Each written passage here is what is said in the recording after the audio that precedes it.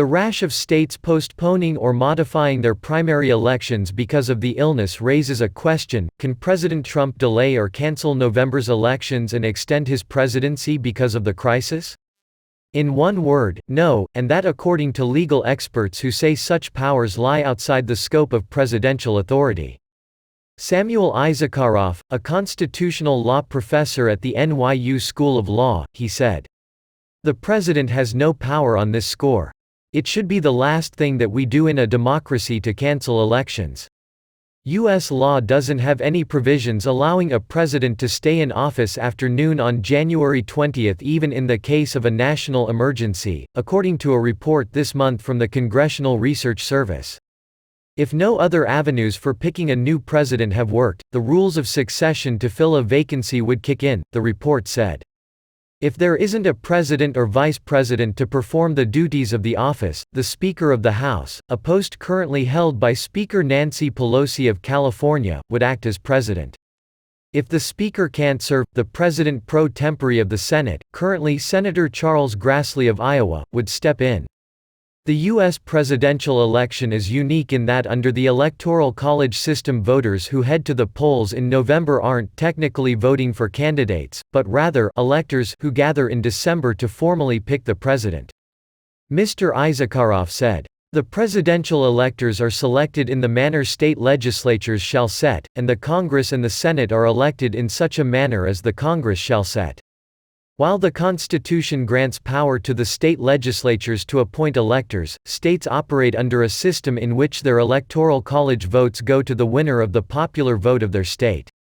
Maine and Nebraska operate under a modified system in which they use both the statewide popular vote and the vote in each congressional district to distribute their electoral votes.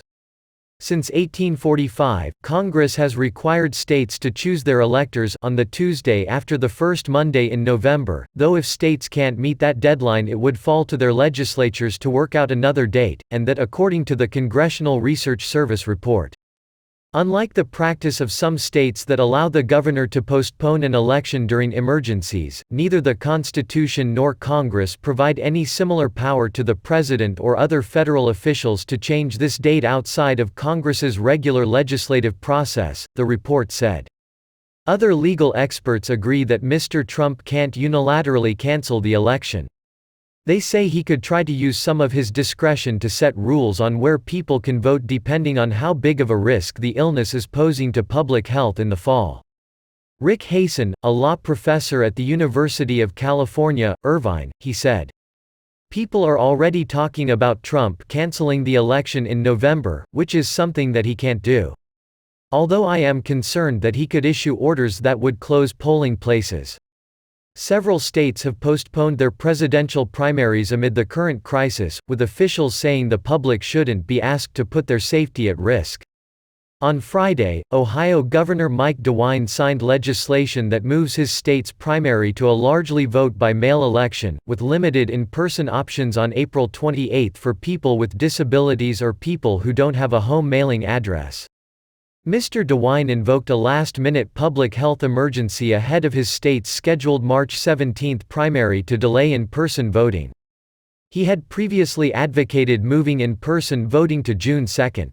Derek Muller, a professor at Pepperdine's Caruso School of Law, said states approving such delays lucked out in the sense that former Vice President Joseph Biden has all but clinched the Democratic nomination, which lessens the practical political effect of the postponements. He said, "That's not a luxury you get in November. So maybe people feel a little bit better about pushing back primaries, but there is really no sort of failsafe in November. The Constitution says that the terms of members of Congress end January 3 and the term of the President ends January 20, so you could end up with no House and 2/3 of a Senate and that's it." Mr. Biden said President Trump doesn't have the authority to postpone the election, though he added that the president could start a drumbeat saying that it should be postponed. The former vice president said in a recent appearance on ABC's Jimmy Kimmel Live, "Democracy and dealing with this crisis have to be able to be done at the same time.